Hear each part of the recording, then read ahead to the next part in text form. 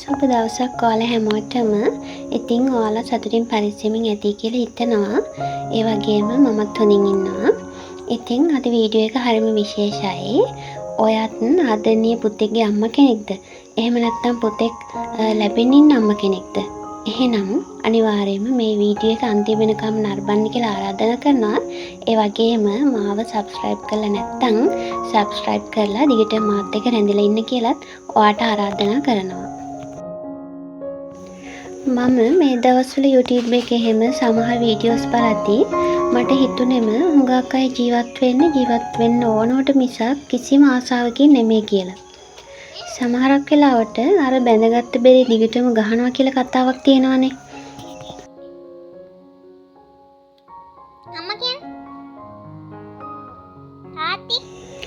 සමහරක් වීඩියෝස් වලට යටින් ලියවිලා තියෙන කමෙන්ට්ස් බලපුවාම මට දැනුණ දෙයක් තමයි මේ ගොඩක් කාන්තාවන් තමයි මේ විදිහට මානසිකව පීඩාවට පත් වෙලා ඉන්නේ කියලා. ඒකට එක හේතුවක් කියලා මට දැනුණ පෙනිච්ච දෙයක් තමයි තමන්ගේ ගෙදර දොර වැඩවලට හස්බන්ඩ්ගෙන් කිසිම සහයෝගයක් නොලැබෙන එක. ඒක ඇත්ත කියලා මටත් හිතෙනවා. මොකද ඉතින් අපිටත් දරුවොත් එක්ක ගෙදර වැඩ කටයුතු තනියම කරනකොට සමහරක් වෙලාවට තරහා යනවා, මානසික පීඩන වගේ දැනෙනවා. ඉතින් ඒ නිසා දරුවෝ දෙතුන් දෙනෙක්ගේ වැඩ, ගෙදර වැඩ, ඊට අමතරව තව යෙදෙන වැඩ, ඉස්කෝලවල වැඩ, බබාලගේ පන්තිවල වැඩ, අර මෙකී නොකී සියලුම වැඩ තනියම කරගන්නකොට මේ වගේ පුංචි මානසික පීඩන ඇති වෙනවා. ඉතින් සමහරක් වෙලාවට මේ පීඩනය නොසිතූ වෙලාවක නොසිතූ විදියට එළියට එන අවස්ථා ඕන තරම් තියෙනවා. හරිම දුක්ඛිත ඒ වගේම භයානක සිද්ධි පවා අපිට සමාජ මාධ්‍ය ඒ වගේම රූපවාහිනී ප්‍රවෘත්ති වල අහන්න දකින්න ලැබෙනවා. ඉතින් මට හිතුණා ගෙදර පිරිමියක් චුට්ටක් හරි ආදරණීය වුණොත් ඕනෙම කාන්තාවකට ඒක ලොකු ශක්තියක් වෙයි කියලා. අම්මා කෙනෙක්ට පුතෙක් කියන්නේ ඇත්තටම මුල් ලෝකයක්නේ. ඉතින් ඒ අසීමිත ආදරය නිසාම සමහරක් වෙලාවට අපි බලනවා අපේ පුතාව හැමදාමත්ම චූටි බබෙක් කරලා තියාගන්න. එයාට කිසිම වැඩක් තනිය කරගන්න දෙන්නේ නැහැ. අම්මා තමයි හැමදේම කරන්නේ. ඉතින් එහෙම හැදෙන ළමයාට ඇත්තටම කිසිම දෙයක් තනියම හිතලා මතලා කරගන්න බෑ.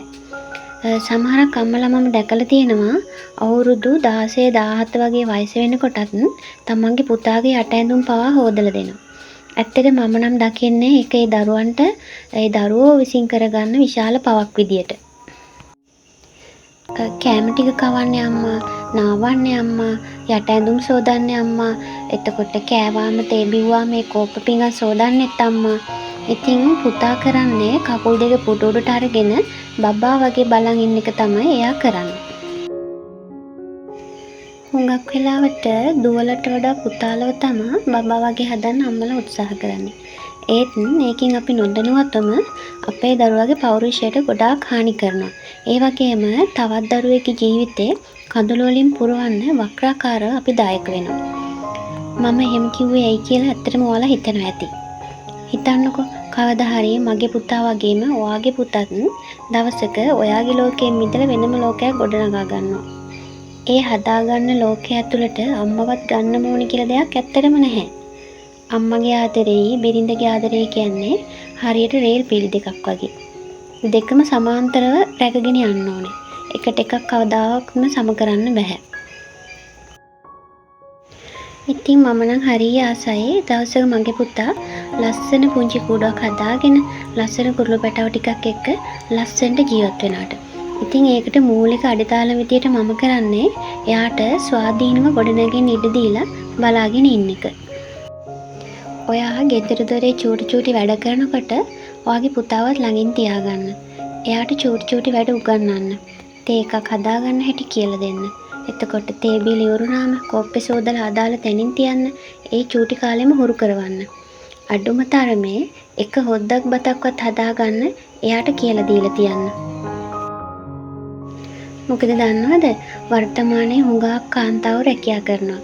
ඉතින් දෙන්නම රැකියා කරලා තමන්ගේ අනාගතය සාර්ථක කරගන්න දෙන්නම එකතු වෙලා උත්සාහ ගන්නවා නම් ගෙදර දොර කටයුතු විතරක් කාන්තාව පිටපටෝලා පිරිමියා නිදහස හොයනවා නම් ඇත්තට මේක වැරදි. දවසක තවත් ගෙදරක මලක් වගේ හැදිච්ච ගෑනු දරුවෙක් ඔයාගේ පුතාව මගේ පුතාව විශ්වාස කරලා එයාගේ අත ගනී. ඉතින් ඒ අහිංසක පුංචි කෙල්ලට ජීවිතේ එපා වෙන විදියට නම් ඔයාගේ පුතා එහෙම නැත්නම් මගේ පුතා හැසිරෙන්නේ ජීවත් වෙන්නේ එහෙමනම් ඒකට ඇත්තටම අම්මලා විදියට අපි වග කියන්න ඕනේ. මොකද අම්මා කෙනෙක්ට තමයි පුළුවන් දරුවන්ගේ ජීවිතේ හැඩි කරන්නත් ඒ වගේම දරුවන්ගේ ජීවිතේ හැඩ කරන්නත් පුළුවන් වෙන්නේ ඇත්තටම අම්මා කෙනෙක්ට විතරයි. විශේෂයෙන්ම කාන්තාවන්ට ගරු කරන්න පුතාට පුංචි කාලේ ඉඳන්ම කියලා දෙන්න. කාන්තාවන්ගේ අසනීප ගැන අපහසුතා ගැන එයාට දැනුම් තේරුම් ඇති කාලෙදිම කියලා දෙන්න. එහෙම කියලා දුන්නම දවසක එයාගේ වයිෆ් අසනීප වුණ ගමන් එයා දැනගන්නවා එයාට තේරෙනවා ඒකේ අපහසුතාවය. ඉතින් එයා දෙපාරක් නොහිතා එතකොට එයාගේ වයිෆ්ට සහනයක් වෙනවා. එහෙම වුණාම ඒ පෞල් ජීවිතයේ බැඳීම තව තවත් ශක්තිමත් වෙනවා. මමත් ගොඩාක් මේ බැඳීමට හරියම ආස කරන කෙනෙක්. මම ඇත්තටම වැඩක් කරද්දී මගේ හස්බන්ඩ් වැඩක් නොකරත් මම ළඟට වෙලා හරි ඉඳගෙන ඉන්නවා නම් මම හරියම ආසයි. මම හිතනවා මම වගේම හැම කාන්තාවක්ම එහෙම ඇති කියලා. ඇත්තටම මගේ පුතත් හරියම ආදරණීය පුතෙක්. එයා උදේට නැගිට ගමන් දුවගෙන ඇවිල්ලා මාව බදාගෙන ඉන්නවා ටිකක් වෙලා. එයා කියන්නේ එහෙම නැත්නම් එයාට ඉස්කෝලේ යන්නත් බැරි වෙනවලු. ඉතින් ගෙදර තියෙන චූටි වැඩයක් කරනවා. ඒ වගේම නිදා ගන්න යනකොට අනිවාර්යෙන් අපි දෙන්නගේ කකුල් දෙක අල්ල වඳිනවා. එයා හරියම ආදරණීයයි. ඉතින් මට හිතෙනවා එයා දවසක යාගේ පවුලත් එක්ක හරියම සතුටින් ආදරෙන් කල් ගෙවයි කියලා. ඇත්තටම අපේ දෙන්නගේ එකම හීනේ ආශාව අපේ දරුවෝ දෙන්නා මේ ලෝකේ කාටවත් බරක් නොවි පාඩුවේ ලස්සනට ජීවත් වෙනවා බලන්න. ඉතින් දවසක මගේ පුතා විශ්වාස කරලා ඉන්න පුංචි කෙල්ලගේ ලෝකේ අඳුරු නොකර හැමදාමත් ඒ ලෝකේ දිලිසි තියනවා දකින්න නම් දැන් මම ඒ කියන්නේ චූටි කාලෙම මානුෂීය ගුණාංග දරුවට කියලා දෙන්න ඕනේ. බිරිඳට ආදරෙන් කතා කරලා හැම වෙලාවෙම එයාව ආරක්ෂා කරගෙන එතකොට ආදරේ නාමයෙන් ලැබෙන දරු පැටව ලොකු මහත් කරගෙන ඉතින් අඩිය අපේ දරුවෝ ඉස්සරහට යනවා බලන්න අම්මලා විදියට අපි හැමෝම ආසයි. ඉතින් එහෙම ආදරණීය පිරිමියෙක්ගේ එකම එක ස්පර්ශයක් ඇති ගැහණියකගේ මුළු ආත්මයම සුවපත් කරන්න.